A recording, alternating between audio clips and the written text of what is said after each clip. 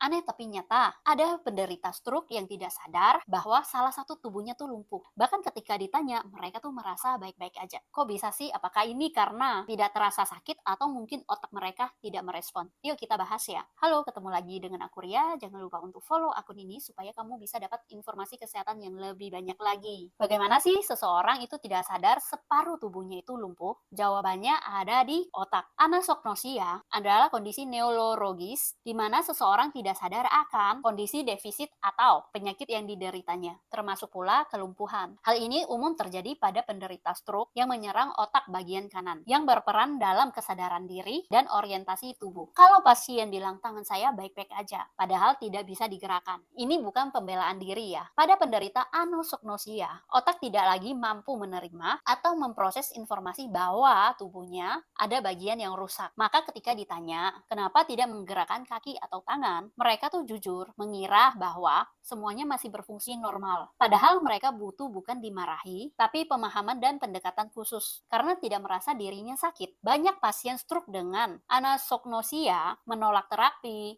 enggan dibantu, bahkan merasa dirawat tanpa alasan. Hal ini membuat proses rehabilitasi menjadi terhambat bila keluarga tidak diberi edukasi yang tepat. Mereka merasa bisa berjalan sendiri padahal salah satu kakinya lumpuh. Karena tidak menyadari kelumpuhannya, penderita stroke dengan anosognosia sering mencoba berdiri sendiri atau berjalan tanpa bantuan, sehingga rentan jatuh dan juga mengalami cedera yang serius. Ini sebabnya mereka butuh pendamping ekstra. Kalau kamu merawat orang stroke yang seperti tidak sadar tubuhnya lumpuh, itu bukan pembangkangan, tapi gangguan fungsi otak. Edukasi dan terapi pelan-pelan bisa membantu pasien untuk mulai menyadari kondisinya dan lebih terbuka terhadap perawatan. Dan ayo ikutan berbagi kebaikan dengan cara like dan share video ini.